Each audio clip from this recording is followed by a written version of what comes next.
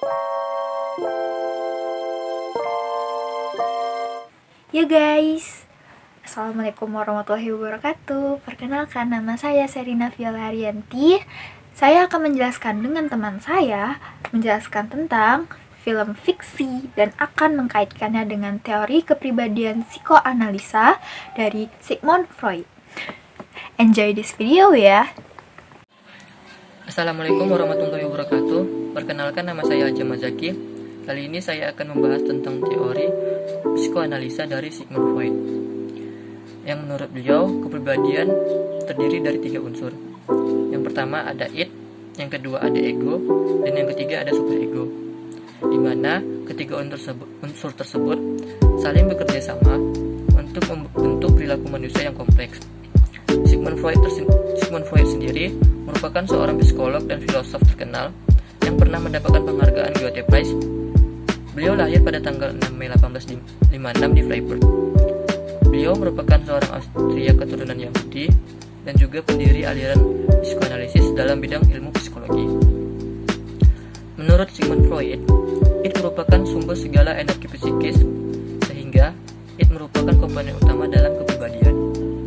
Id adalah satu-satunya komponen kepribadian yang hadir sejak lahir. Aspek kepribadiannya sadar dan termasuk dari perilaku naluriah dan primitif. Id didorong oleh prinsip kesenangan yang berusaha untuk memenuhi semua keinginan dan kebutuhan. Apabila tidak terpenuhi, maka akan timbul rasa kecemasan dan ketegangan.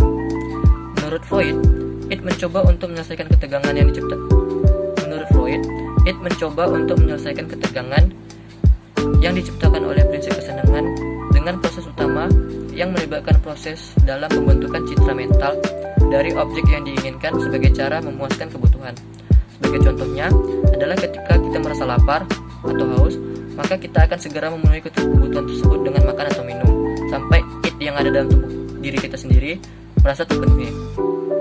Yang kedua adalah ego. Ego adalah komponen kepribadian yang bertanggung jawab untuk menangani dengan realitas. Menurut Freud, ego berkembang dari id dan memastikan bahwa dorongan dari id dapat dinyatakan dalam cara yang dapat diterima di dunia nyata. Fungsi ego baik di pikiran sadar, prasadar, dan tidak sadar. Ego beroperasi menurut proses sekunder. Tujuan proses sekunder adalah mencegah terjadinya tegangan sampai ditemukannya suatu objek yang cocok untuk pemuasan kebutuhan. Dengan kata lain, fungsi ego adalah menyaring dorongan-dorongan yang ingin dipuaskan oleh id dengan berdasarkan kenyataan. Dan komponen yang terakhir adalah superego. Superego adalah suatu gambaran kesadaran akan nilai-nilai dan moral yang masyarakat yang ditanam oleh adat istiadat, agama, orang tua, dan lingkungan. Pada dasarnya, superego adalah hati nurani manusia. Jadi, superego memberikan pedoman untuk membuat penilaian, baik yang benar ataupun yang salah. Superego hadir dalam sadar, prasadar, dan tidak sadar. Id, ego, dan superego saling mempengaruhi satu sama lain. Ego bersama dengan superego mengatur dan mengarahkan pemenuhan id dengan berdasarkan aturan-aturan yang benar dalam masyarakat, agama, dan perilaku baik atau buruk. Menurut Sigmund Freud, kunci kepribadian yang sehat adalah keseimbangan antara id, ego, dan superego. Assalamualaikum warahmatullahi wabarakatuh. Perkenalkan, nama saya Marzuki Santoso. Baik, di sini saya akan mereview sebuah film yang disutradarai oleh Mauli Surya yang berdurasi 110 menit. Film ini berjudul Fiksi yang rilis pada tahun 2008. Film ini menceritakan tentang seorang wanita yang bernama Alisa yang berusia 20 tahun yang berasal dari keluarga kaya. Si Alisa ini menderita tekanan mental sejak kecil karena ibunya bunuh diri setelah mengetahui ayahnya selingkuh dengan wanita lain. Semenjak itu ia menjadi pemurung dan membenci ayahnya.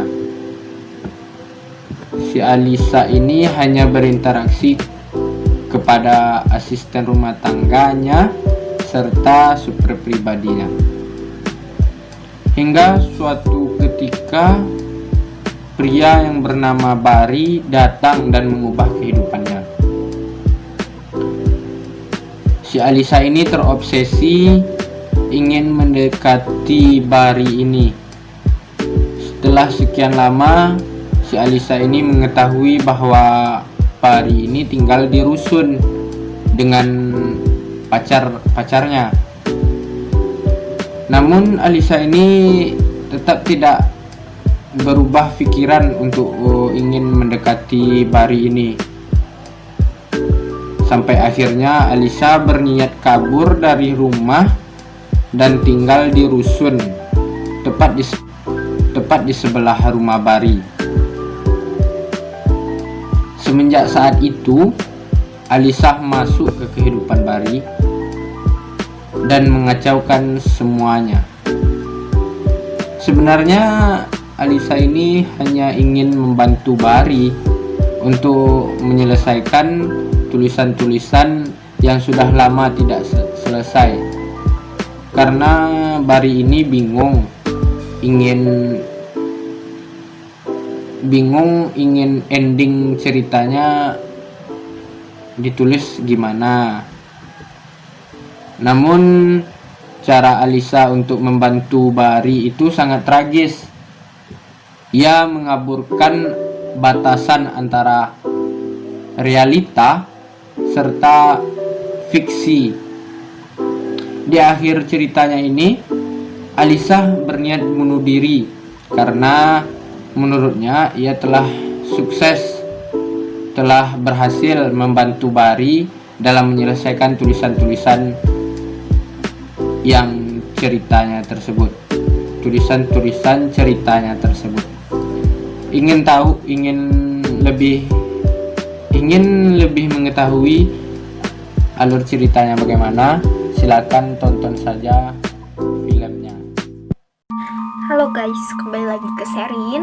Saya akan menjelaskan apa kaitan antara film fiksi dengan teori psikoanalisa teori kepribadian menurut Sigmund Freud. Dalam film fiksi yang rilis pada tahun 2008 ini, ada karakter utama bernama Alicia. Dia di sini dikatakan psikopat. Psikopat itu gimana sih ciri-cirinya? Kita nggak bisa cap orang gitu aja psikopat kan? Tapi dalam cerita itu dia menjelaskan bahwa dia itu seorang psikopat. Gimana sih ciri-ciri seorang psikopat? Baik, saya akan menjelaskan tentang ciri-ciri psikopat. Ciri-ciri psikopat yang pertama yaitu berperilaku antisosial. Perilaku antisosial itu gimana sih? Perilaku antisosial pada psikopat itu ia tak dapat memahami perasaan orang lain. Di sini Alicia lebih mementingkan perasaan dia, obsesi dia terhadap Bari. Tak memikirkan keadaan atau perasaan orang lain. Seperti Ibu Dira yang sayang sama kucingnya, ia tega membuang kucing Ibu Dira dan sehingga Ibu Dira bunuh diri karena kucingnya menghilang. Terus juga Renta ia culik dan dia tidak memikirkan perasaan Bari demi obsesi dia terhadap ceritanya si Bari untuk menemukan endingnya. Yang kedua itu berperilaku memanipulasi. Apa sih memanipulasi itu?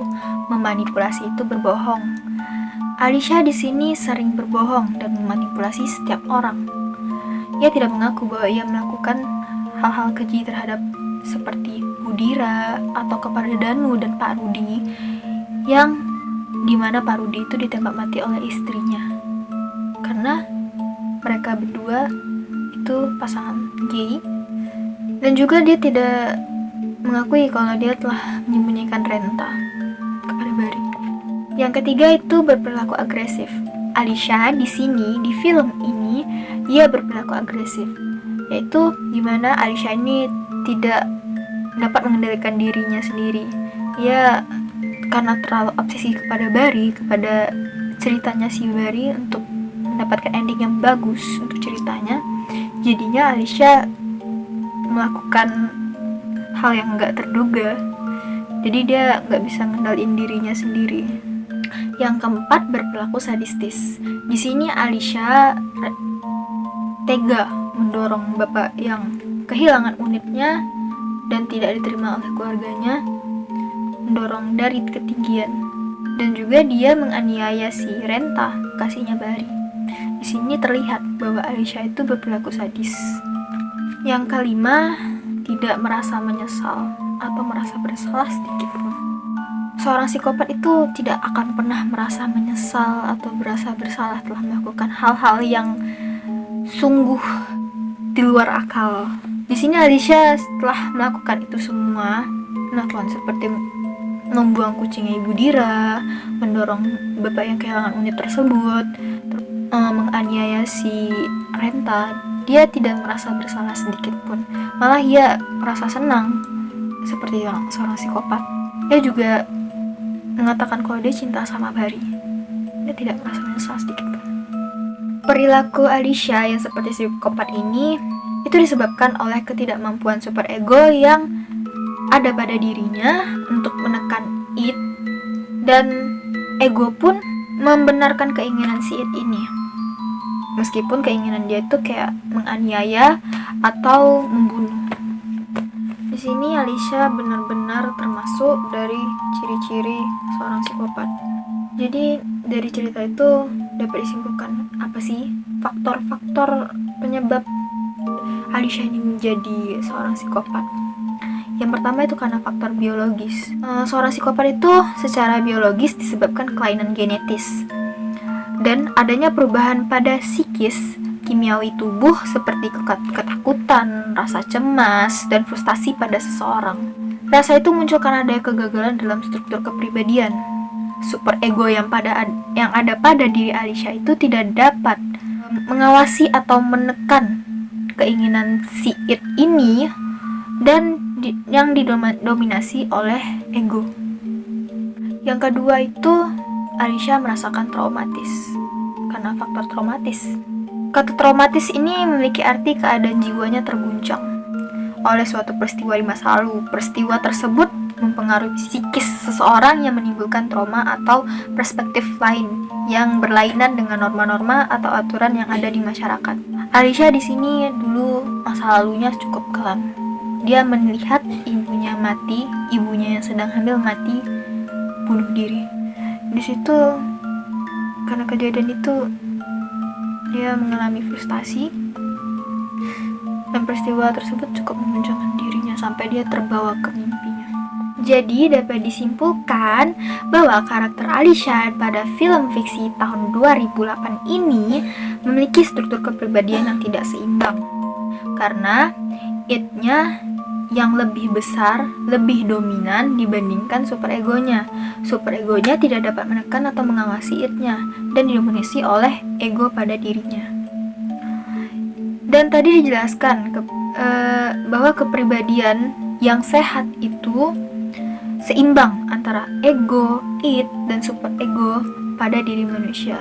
Maka itu dikatakan kepribadian yang sehat. Namun jika It yang lebih besar daripada superego, itu bisa mengakibatkan seseorang menjadi psikopat seperti Alicia ini atau gangguan psikologis.